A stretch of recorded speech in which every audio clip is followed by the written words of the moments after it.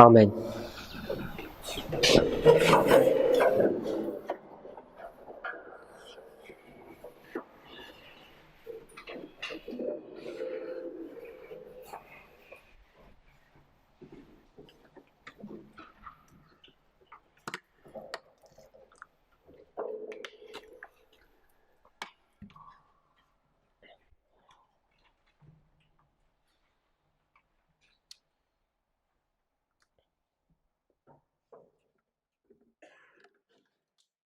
If you can turn to Daniel 11, verse 24.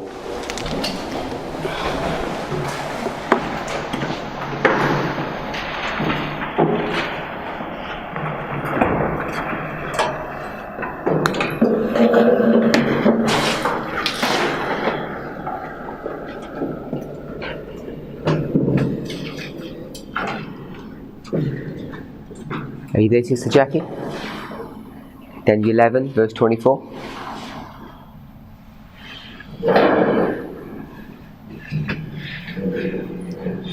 Yes? Are you there at Daniel 11:24? Okay. So, the last part of the verse. Yea, he shall forecast his devices against the strongholds, even for a time. Let's try and do it from memory. Who is the he?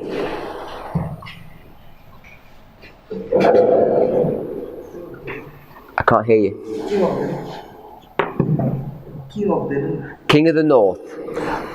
So this is the King of the North. And who actually is the King of the North in real life? In this verse. Which one? So this is pagan Rome. Pagan Rome, tell me what he's going to do. When it says, yea, he. Yea, and pagan Rome, tell me what the rest of the verse says.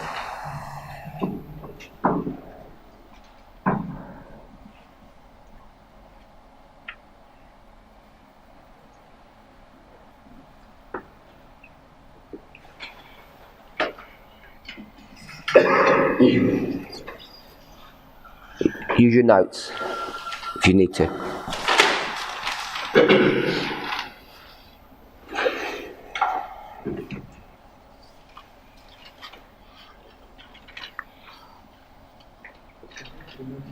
Can't hear you? Can you remember why we even went there?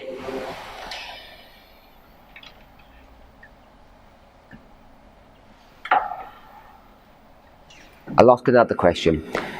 It says time. It says a time. A time is one time. Tell me what that meant. A duration. A duration legally. Which is 360. A duration, and I've got 360. I didn't hear the rest. People were coughing. Or 1 year. Time is 1 year. And you change that into? 360 days. Which is? Yes. So 360 years. What's he going to do for 360 years? Rain. He's going to reign. What's the start date and end date? If you can't remember the date, what's the start event?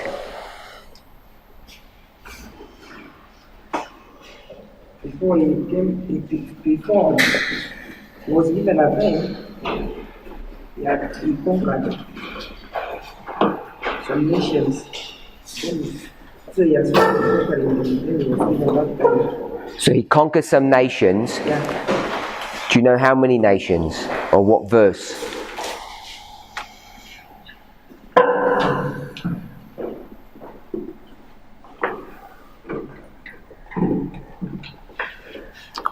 But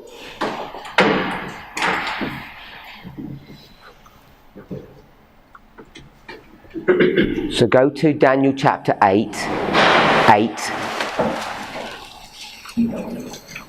Go to verse 9.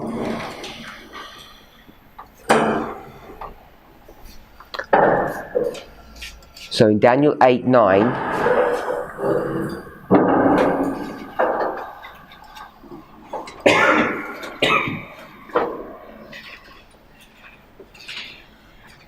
it says, and out of one of them came forth a little horn. And this little horn is who? Same power. And so what does this power do in this verse? Don't read the verse to me, just tell me what it does. It wants to great the south. Don't give me the symbols. You said in It conquered the nation which was in the southern part, which is Egypt. how many nations? 3. So it conquers 3 nations. So tell me those nations. You can go with the symbols and tell me who they represent after.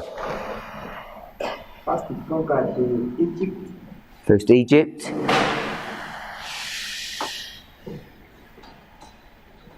And the glorious land and Syria. So Egypt, the glorious land, and Syria. And it says in the verse, the south, the east, and the pleasant land, or the glorious land. Yep, so you've got 3 territories. So the verse itself isn't in chronological order. It happened in a different order.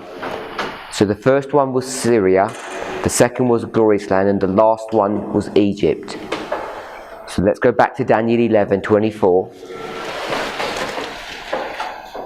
So you said he's going to forecast, he's going to do his thing for a time, 360 years. And I said, when is it going to begin? And you said when he takes down or destroys some nations. So they're the 3 nations that he's going to destroy. The last one being...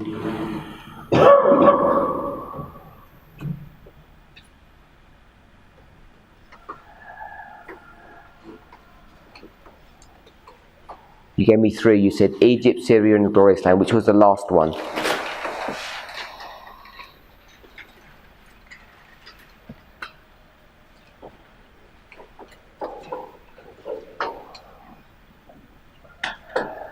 Do you remember?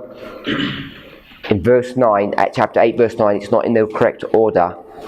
First it's Syria, then it's the glorious land, and then it's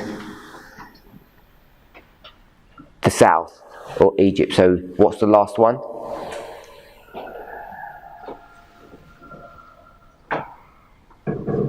Egypt? Yeah. Egypt is the last one. Are you okay with that?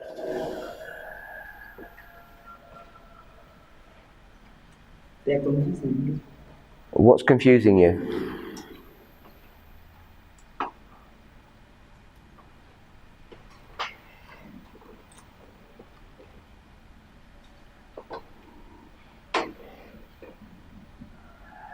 Tell me which bit's confusing so I can help. Between Syria and Egypt, it was the last to be conquered. Okay? So, we'll do the dates. Syria, glorious land, and Egypt. Syria is which nation? We'll say the king of the north.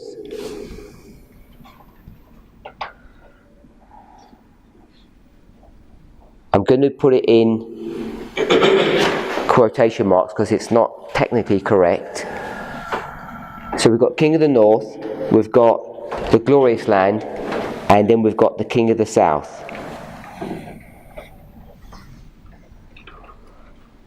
So Brother Paul, give us the dates. 65, 63, 31. So 65 BC, 63 BC, and 31 BC. Is that okay? So then it says a time. So where's the time going to begin from? From that one. Which one? That one is It's 31 BC. Okay? So if you do 31 BC, where it begins, where will it end? Can you do that maths?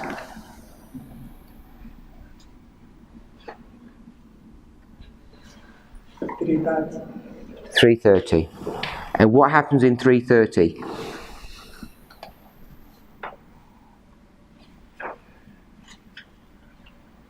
Who's the king in 3:30 of pagan Rome?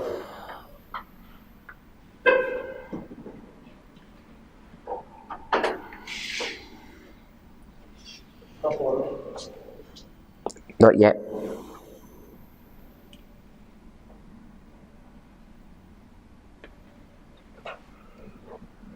My brother, who's the emperor or the king of pagan Rome?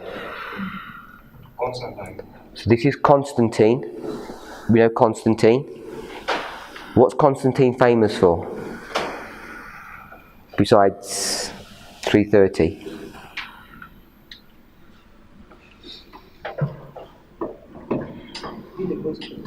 What is he famous for? Besides the event of 3:30, he's famous for something else. Pastor Sunday. Do you know which year? 3:21. So 321 and 3:30 are connected together. So what is he doing 3:30? Sister Joy? What he's doing is that he moves the capital from Rome to Constantinople. So he moves the capital from Rome to Constantinople. Are you okay with that? So that's that prophecy. Brother Benjamin, why does he move from Rome to Constantinople? Because of the trumpet powers. Because of the trumpet powers. What about them?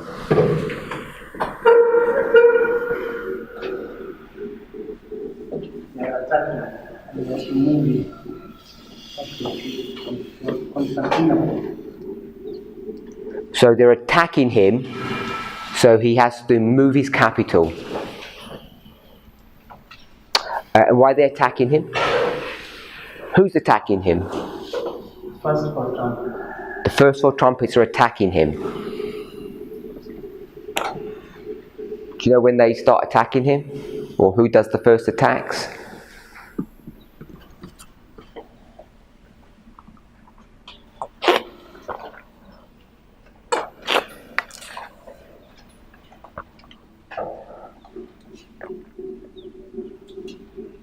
Around maybe 395. Can't hear you?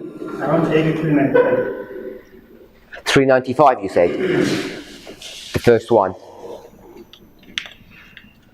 I didn't hear what you said, I'm just clarifying. Did you say the first one was 395? And this is 330?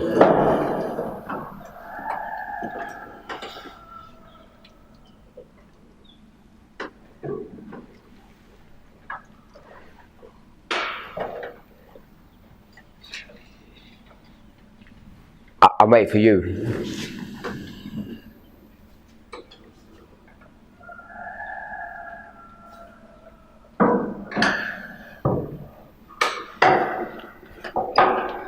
I'll wait until you tell me what to do. I asked you why he moved, and you said the trumpet powers. I said he moves in 330. When did the trumpets begin to hurt him? And you said 365.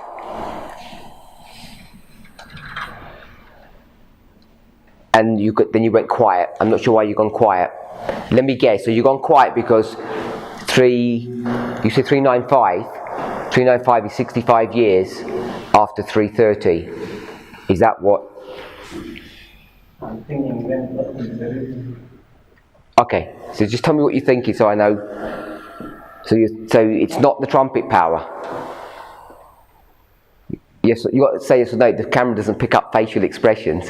Yeah. Okay, sorry. We've got to be. People are watching the video, so we've got to speak because they don't know when you just like nod your head. They don't know what's going on. I would argue that We shouldn't argue. We should apologise. We should apologise for what we're doing. there was pressure from there are those who were against the Catholic faith. So Constantine is going to to move the capital from Rome to Constantinople and to give the bishop of Rome the seat as the ruler of the Roman city. So it is the pressure from whom? I don't know whether I will call them the trumpet power because they also had the same answer, but there was that pressure from the Mohammed or the trumpet power. Which ones?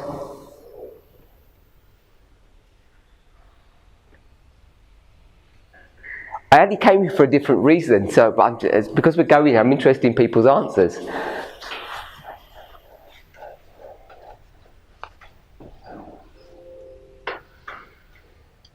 The 10 divisions of Rome, the 10 kingdoms that Rome was divided, they were against it. They were against it. Okay.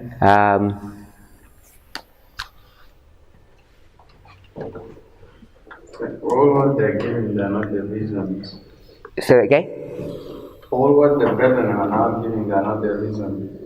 Okay, they're wrong. That's fine, you can say that. That's okay. Tell us what the right answer is. Hopefully we won't say that you're wrong as well in a minute. The reason of Constantine moving the capital from the city of Rome to Constantinople, one of the things is that he's going to fulfill the time allotted to the rule of Rome has ended, so he's not going to give seat to papal power, and is now going to defend the Rome. He's now going to defend papacy in the East. He said something similar about the papal seat.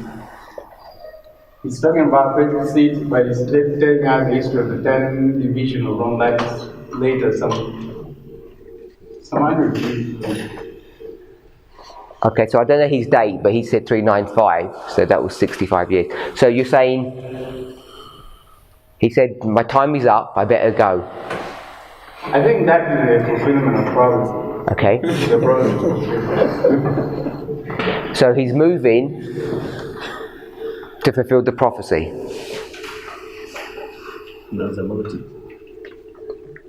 I'm just summarising what you said. Yeah, the prophecy is stating that at the end of his time, he's going to. Yeah, so he's moving to fulfill prophecy.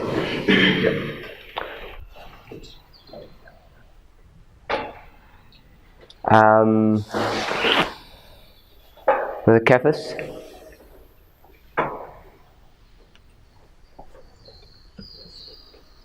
Why does he move?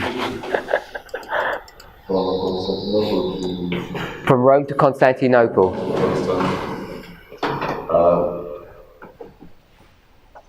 Number one is fulfillment of prophecy. Number two is the engagement with 4 trumpet powers that have weakened. So you didn't hear Brother Benjamin when he got the dates wrong? I'm not quite sure of the dates, but I know the part. He seems sure, he says 395. I take his word, I don't know, but it's after 330.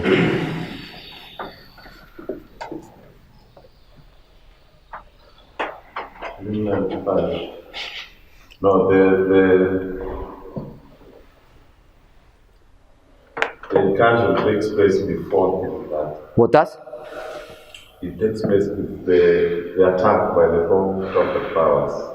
It takes place before. Oh, so it's before he's got his dates wrong?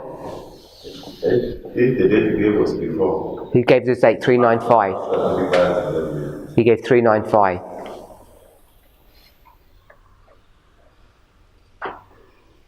So he's wrong.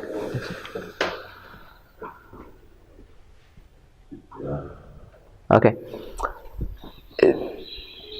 Because it's these trumpet powers that are going to weaken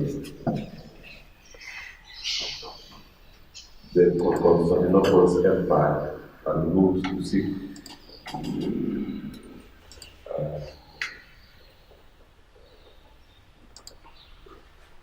don't know how to use the word retreat. Or Okay, I'm getting that. I get what you're saying. So, anybody know the date The date for the for these trumpet powers? 395 is the first one. Everyone's saying 395, which is after, not before.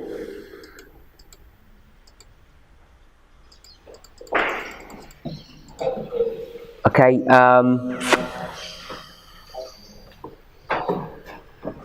Brother Robert? Oh, not yet. Go ahead. Yeah? is it 395 BC or Sorry? 395 BC? We're in AD.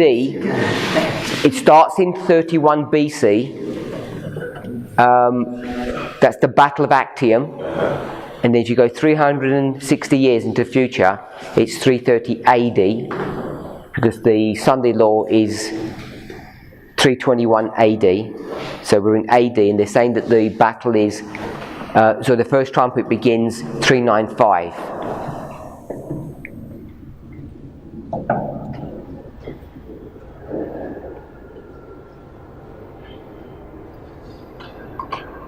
Okay with that? Okay, so why does he move?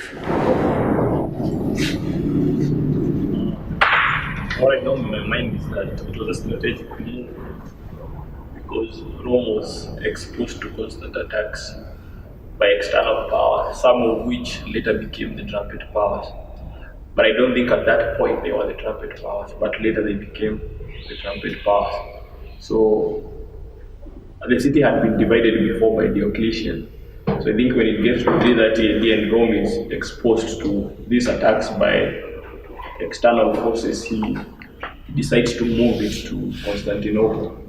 So I'm not really sure that it's the trumpet powers, but some of the powers that later became the trumpet powers were involved in these constant attacks that influenced him to move his capital. That's what I'm thinking. Is that what you meant? Sorry? Is that what you meant when you said it's because of the trumpets? Yeah. That we don't classify them as a trumpet power then, but there's trouble. Yeah, there's some trouble that weakens the empire. Brother William? Yeah, what I understand is that at 330 there is some incursion from foreign enemies. And then, I think there was some incursion from foreign enemies. Because 330 that is verse 29, and all I know about 29 is the incursion from foreign enemies. You don't really see the Vandals under Genseric in verse 30. So I'm not sure if there is these foreign enemies are the one who targeted the Vandals. Not really sure. I didn't understand what you just said. I'm saying the time which you are given in verse 24 ends in verse 29. Right? There is 330. Okay? And in verse 29, what I understand of what is given is that Rome was having some incursion from foreign enemies. In verse 29, that is what we are told. Then in verse 30, that is when we see the Vandals and Genseric. So verse 29, what I understand is that there is incursion from foreign enemies. I'm not sure who specifically. So you're saying verse 29 is verse 24? So what you just said? Yeah, the time I pointed is the end of the 360.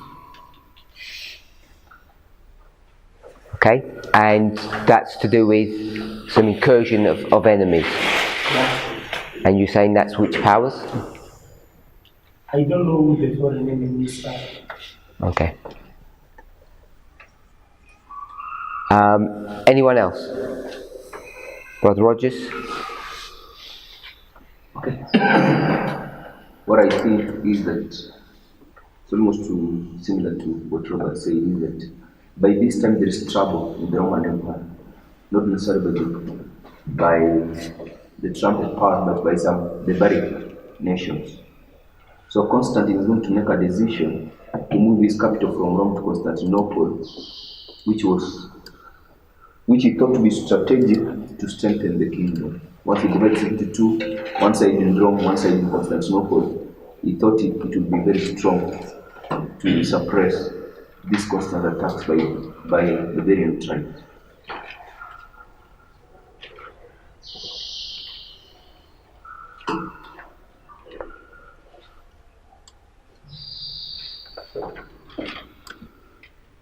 So he's moving because of some strategic issues. Are we okay with that? If we just say at that level, it's a strategic move. And if we use the word strategic move, what does that mean? If you do a strategic move, Brother Wilson, what is a strategic move?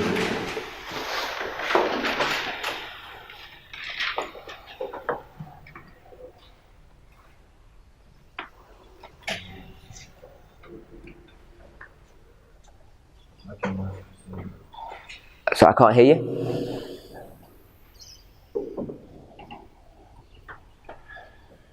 Based upon Not based upon what they said, I'm just asking what the word strategic means.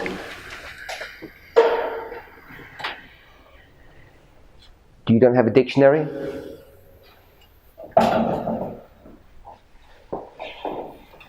If we don't know the meaning of words, we can just quickly look at a dictionary. We should all have some kind of device or tool to do that. When you tell us, don't read out what it says. I just want a simple answer of what strategic means.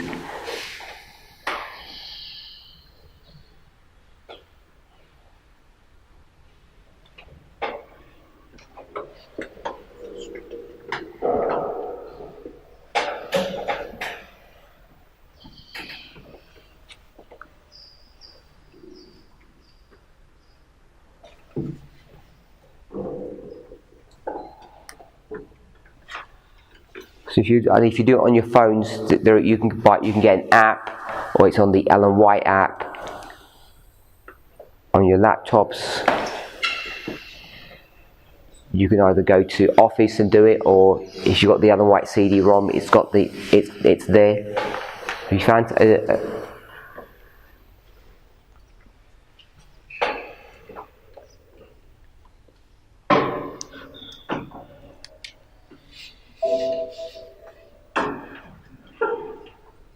Is it not working?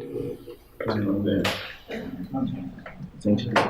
is not in the dictionary. What's the problem? Okay, so we look for the word strategy. Sister Emma?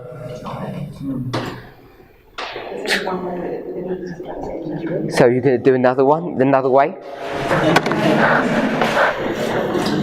I can't believe this is so difficult. A plan of action. But it's there in the common dictionary. A plan, a policy, approach, a tactic, a stratagem. Okay? So, if he's doing a strategic plan, he's got some reason, there's some methodology behind it. We okay with that? So when we talk about a strategy, it's a plan that he has. If we're okay with that, let's go back to 1124. And I want to look up the word 5921. It's the word against.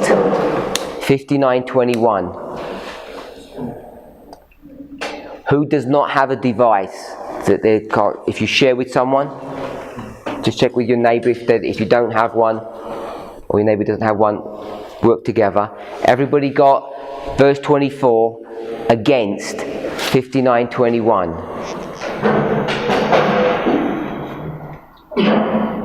Everybody there?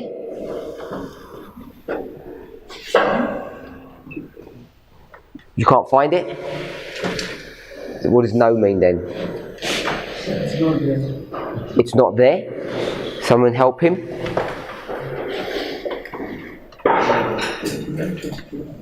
It's 50. I'm sure I got the number right. Maybe I didn't. Yep. 5921. You found it? It's not on his phone? It is not on his phone, but it's What app is he using? My Sword? He's using Paper Sword. Not My Sword. I think it's my sword. It's my sword. Which one? You said it's Paper Sword. I don't know what Paper Sword. No, there might be an app. I've never heard of that one. Is it My Sword or not? My sword. Sorry? My sword. And you haven't downloaded the Strong's module? It's there. So how comes it's not there?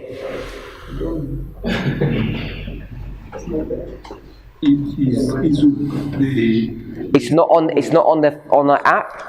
Which one are you looking for? 5921. Let me check. I don't like using the phone. That's why I. Okay, give me a second.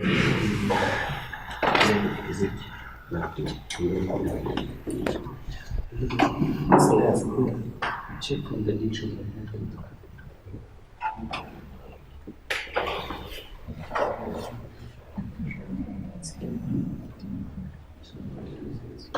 Some people saying it is, some people saying it isn't. They are looking for the Bible instead. They search They search in the Bible instead of God searching. itself. Okay. Give me a second. Let me work it out why people are not. It's not there. Okay, so in My Sword, it's not there for some reason. Even ours. Sorry? Even in the laptop, it's not there. Even ours. What laptop are you using? What's software?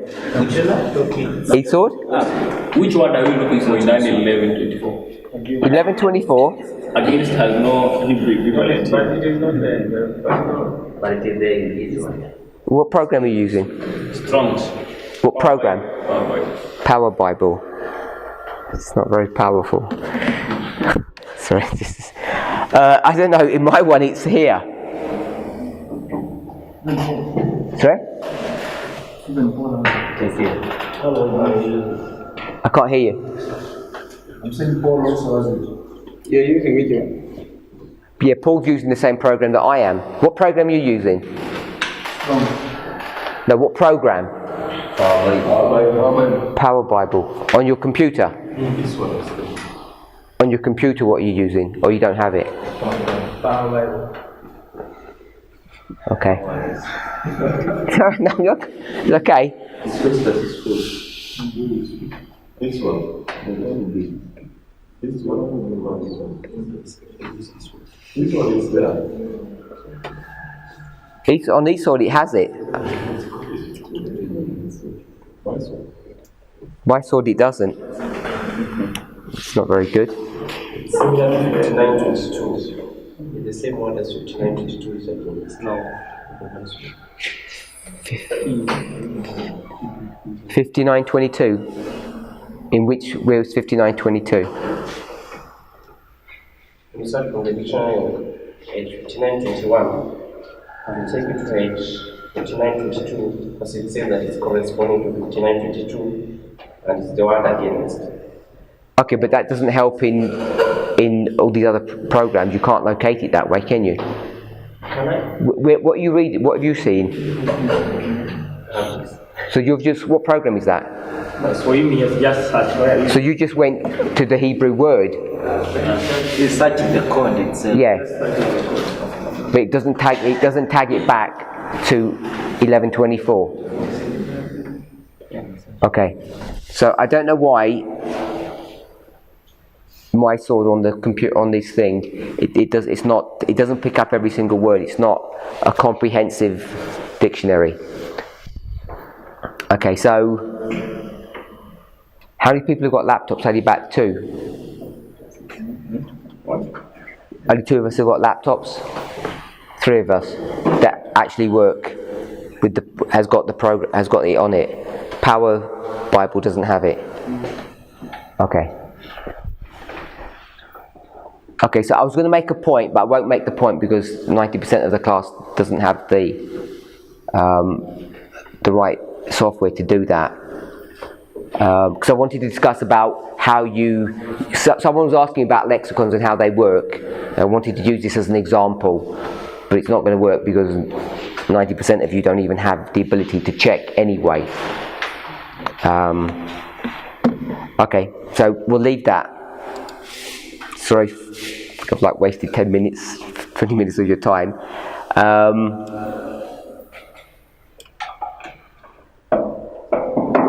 Let me summarise what we said about this thing a week or so ago. When does pagan Rome begin to rise? What year would we put? But 168,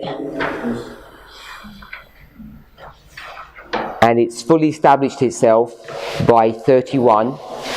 Then it's going to rule until 330. This is a time. So this is when it begins to rule. And this is about 130 years. Once it's ruling supremely, it's going to go down, and it's going to take about 200 years for the papacy to begin to rise, and it does that in 538 until 1798, where it rules for 3.5 times. So all we saw in this passage was this time that's brought to view is 31 BC to 330, and then 538 to 1798. And what I wanted us to do is understand how you get these words that are brought to view in the English, how they relate to the original word, and how we can understand what it's doing. That's why I wanted to go there, because it's an important word in the context of this prophecy, but most of us don't have the ability to even check, so I won't bother about going into the Hebrew and discussing that. Sorry, I just assumed everybody would have that facility, and you don't, because that software isn't very good on your phone. Sorry? I can't hear what you're saying. In the power software, it's not good. The power software. Is that what you said? Yep. It's not. It's my sword doesn't work very well than the Power Bible. It doesn't have all the words listed for some reason. Okay, so we'll leave that study. I should have just asked at the beginning. I assumed everybody had it. Let's summarise what we've done so far. We've seen that there's an increase of knowledge in the Millerite history under the first angel's message, and it stagnates. There's no more light to be given. And that no more light to be given is shown us by what symbol? What's the symbol of no more light or no increase of knowledge? Brother Brian? No, I'm not going to repeat it. We need to pay attention to my questions. Brother Andrew? The hand. God put his hand, and that hand is a symbol of power. So what is unusual is that when it says he put his hand over, we would think that power was given, but actually power is being, you said? Restrained. So when he puts his hand, he's restraining people to see the information. If you had a ball, if I put my hand there, I'm restraining you from seeing. So they can't see that there's a mistake. Because it's like if you draw this line out and that's where they've gone, God has already drawn this there, but He's covered it like this, and He says, you can't see what the problem is. Or we could have just done it, He put His hand here, so they can't see the mistake. So it's a symbol of His power that He's not giving them the ability to understand what they need to understand. Why did He do that? Why did He conceal? Sorry? He wants to bring them to a point of decision here in April. Once they're brought to a point of decision, now they have to decide what. What do they have to decide? My brother? You have to decide whether what you have been learning is correct. So they have to check again the methodology and put everything in order. So they have to check whether or not this history was true or not, whether William Miller's methodology is right or wrong. If it's right, then they have to say what? They have to admit something. Sister Emma?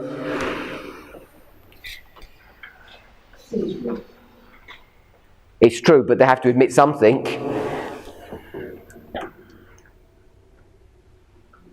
What they're expecting in April, and He hasn't, so they have to admit they've made a mistake somewhere, so they have to decide where the mistake is. Where's the mistake?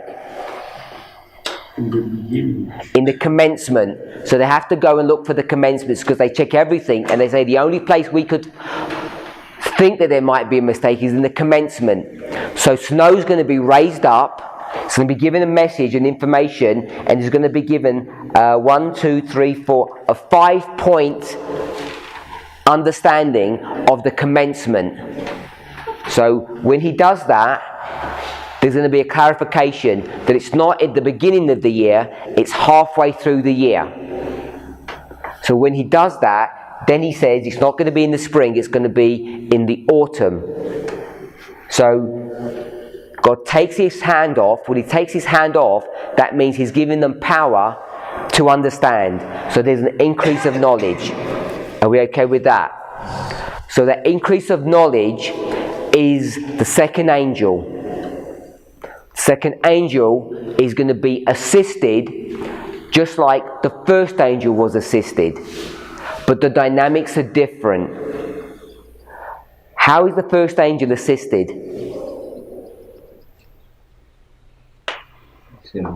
Sorry? So that's where it gets funny, because we're going to end up saying the first angel assisted by the same angel. So everybody understand that? That's 1840. So the first angel is going to be assisted by a prophecy from Revelation chapter 9. So it's Revelation chapter 9 that's going to assist the first angel. So the first angel is going to get assisted. The second angel is going to get assisted. The second angel gets assisted by these angels that come down at the midnight cry. We call it the midnight cry. And when they come, they have exactly the same effect as Revelation 9 does. What does Revelation 9 do for you? Brother Robert, what does Revelation 9 do for you? You, the Millerite. Using 1840. Okay, so you got 1840. What does it do for me before 1840? No, it's come. What is it doing for you? What is its purpose? It has a characteristic about it. It has time.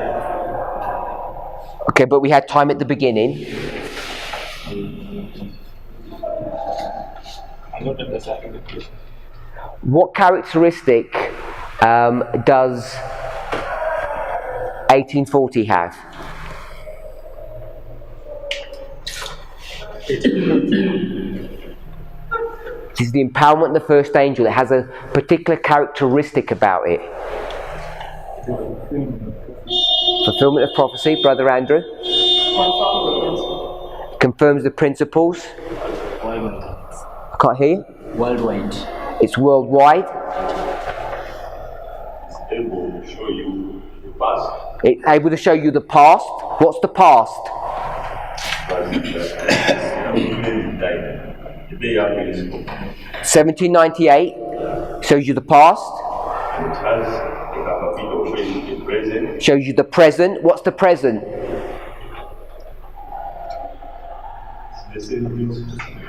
What's the present? The fulfillment of the day after his book. The fulfillment of the day after his book. the fulfillment, the present fulfillment, distress of nations, August 11th. So it's the present fulfillment, Revelation 9, and Has the capability of going to the future.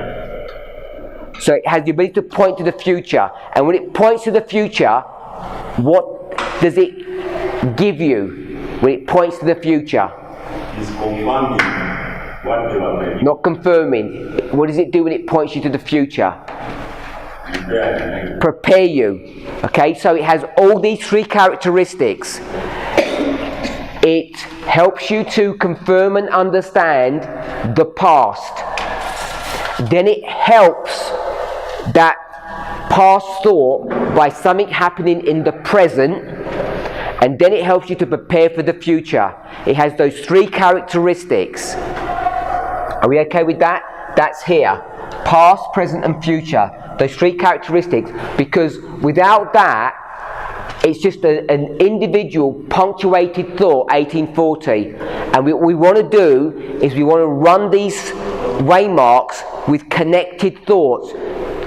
And if you can do that, it becomes a proof or a comfort of what? What does it help you to do when you can run a thought through these waymarks?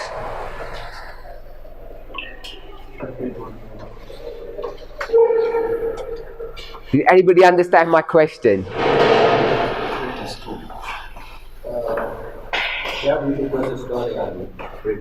They help you to create a story. So once you have these waymarks, which you can get a common thought through, or a structure or a pattern, then you have a thread that you can run through, and it helps to give veracity to what you're teaching or what you're proposing. Otherwise, 1798 and 1840, they're not connected. One of them is France and Rome, and the other one is Egypt and Turkey. What has Egypt and Turkey got to do with France and Rome? On the surface, nothing. So you have to create a story to bring those two concepts together. And not only that, then you have to bring another concept, that how that's going to help you about the future. So we do that normally pretty well for 1798, 1814, 1843, but I think sometimes we don't think about it with this connected thought. And that's what the power of the cry is, or the empowerment of the message. It's not just, it goes worldwide. It's a bit more involved than that. Hopefully we've seen that. We didn't guess that. We didn't make it up. It's right there in Spirit of Prophecy. I want us to see that. Yes? So then we go to August, or the summer of 44, the Midnight Cry. And we read, that's why we know it's true, because we didn't read that about 1840. 1840, we used logic to go back and see, did it have the same characteristics? We actually saw it for this one. And where did we read this, where it says understand, help, prepare? What are we reading? What SOP quote? Did you say early writings? Page? 260. Early writings 260. Is it are we sure it's 260? Okay, so it's here, 248 and 260 overlays on top. But you can get most of the information from 248. And there we read, it helps you to understand the second. You can understand the second, it helps the second, and it prepares you for the move. So when it says understand the second, we already know just the wording itself will teach you that the second must already have come for it to help you. Just that grammar teaches you that. But we already saw it in a number of other passages. You can demonstrate that the second comes before, in this context, verse 2 comes before verse 5, and verse 4 is a parallel of the midnight cry. So we created this structure, so we already know that. So we know that the second is the past. So it helps you to understand the past. Then it says to help the second. What is that teaching us? When you help the second, Give it power. what does it tell you about the second?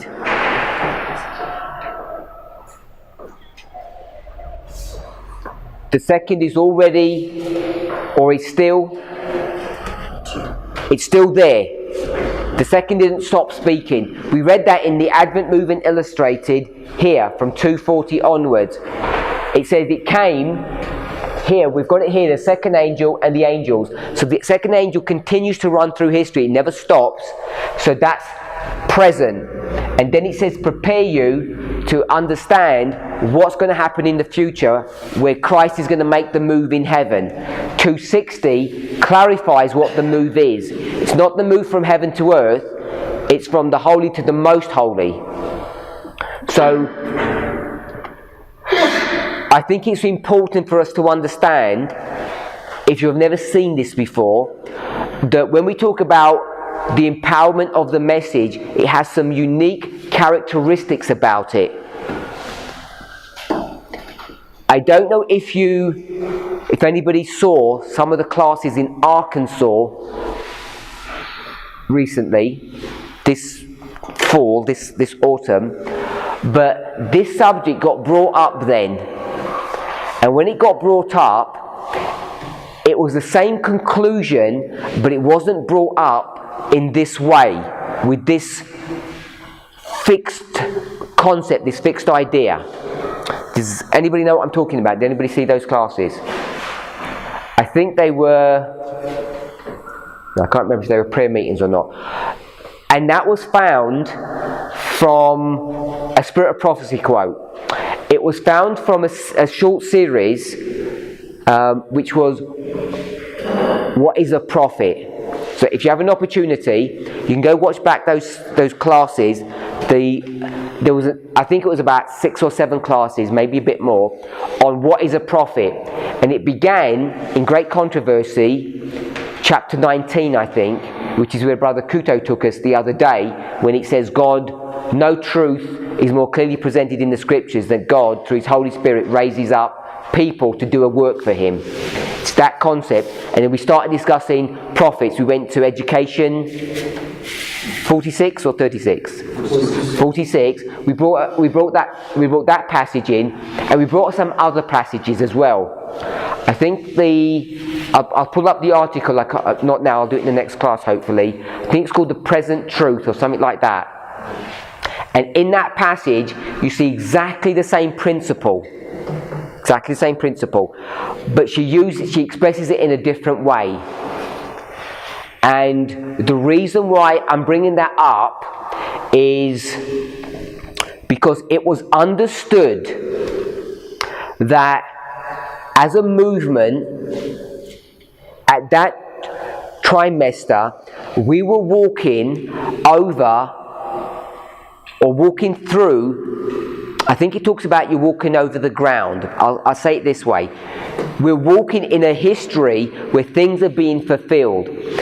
And it had the characteristics of, when you're in this history and we're fulfilling history now, you could see in the past and you could see into the future. And the language is about reflection. So I don't know if people would watch that class. Some people are nodding. I don't know if you're nodding because you remember their class. Yeah? So some people are familiar with that. I'll read the passage to you if I can find it. And that was used to show that something special was happening. So hold that thought. Sister Tess does her presentations, and then someone says, in that class, not like shouts out, but they say this message that she's given is the midnight cry message. So we've got the midnight cry message, and we realise that something special is happening at that trimester. So if you put those two thoughts together, the inference is, it's not the fact, the inference is that we're walking through the midnight cry message because we can see characteristics of the past and the future being highlighted. Does everybody see that connection? It wasn't firmly done then. Now we've come to this school and we're seeing exactly the same thoughts and details, exactly the same information, but now we're doing it in a much more robust and fixed fashion. Because what we did not do, we didn't go to Sister Tessie's presentations and say, oh, this feels really nice. I wonder if this is the midnight cry because it's really a good feeling that we're all having. We're not doing that this way. What we're doing is, if I can say it this way, we're doing it the proper way. We're not going to our present feelings, our present concepts or ideas and say, this feels like the midnight cry because it sounds right. What are we doing? Where are we going? We're going back to the Millerite history, which is where we should go, and we're seeing concepts and models. We've got 2 testimonies now in the Millerite history. I'm saying it's 2. You might say it's 1. The reason why I'm saying it's 2 is because the first testimony is the summer of 44, and it stands on its own feet. It's not reliant upon anything else. Does that make sense? If you've seen classes I've done in the past, you'll know that I've made the point people are abusing or misusing the rule of upon the testimony of 2 a thing is established. And the way I explain it is this. We're in a Bible verse and I want you to explain what the Bible verse means. I don't want you to go to another Bible verse to explain that Bible verse. Because people say that's proof texting. Let the Bible define itself. They pull up one of William Miller's rules. I'm saying, to me, you're not using the rules properly. You have to go to the verse and the verse will explain itself. The only reason the verses don't explain themselves is because of our lack of understanding, or, if I say it in a rude way, our laziness. So we have to get the verses to explain themselves. Then that verse becomes what? It serves what purpose? It's your first witness. Then you have to find the second witness to verify that. And I'm saying the second witness doesn't necessarily have to be as strong as the first. Because if it has the same characteristics, you can see or show that it is a second witness. But if you do it the other way round and your first witness is weak and you're going to try and find a second stronger witness to prove the first, what do you actually have? You only have one witness. It's a lame duck. It's not a proper use of that system. So here we've followed the rule properly, even though you may not have noticed. Let me put it that way. We've gone to a Spirit of Prophecy quote. We've understood it. If we had read that, who would have noticed what it was, what the implications was? Some would, some wouldn't. But together, we've looked at this because we've built these structures, and then we've seen you've got 3 waymarks. Not easy to see unless you come together as a group. I really think we should do group studies. Doing it by yourself, it's really hard to see things. So when we've done that, we've created a nice structure here, past, present and future. When we did that, you'll remember, we didn't do the present, we just said past and future. And then someone says, what about the present? So that to me is the beauty of working together as a team. So we've got this structure, past, present and future, and we've created that straight out of Millerite history. First witness, it's proven to be true. You could argue that we've got 2 or 3 witnesses built into this to make sure that that is true. But we've just got it straight from 248, and I'm saying that is firm. The second witnesses or the defense would be all these other structures. But I'm saying that holds. Now you can go to 1840 and say, 1840, we already showed that it's the empowerment. Does that have the same characteristics?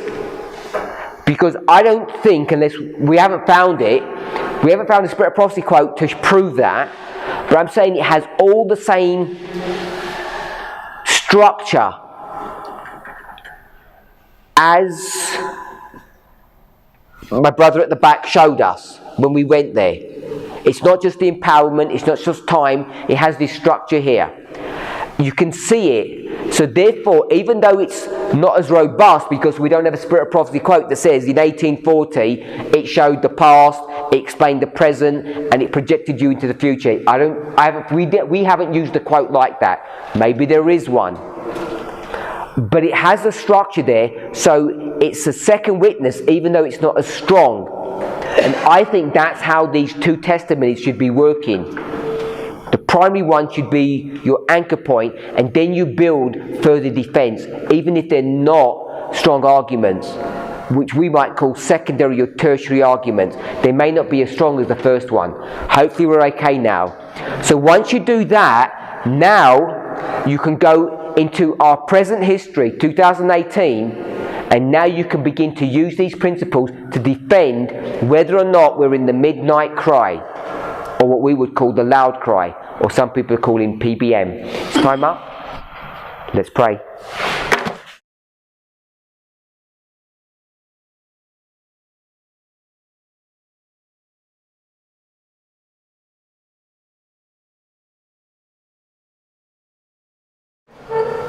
Heavenly Father, we give you praise and thanks for your goodness and mercy. Lord, help us to honour and glorify your name.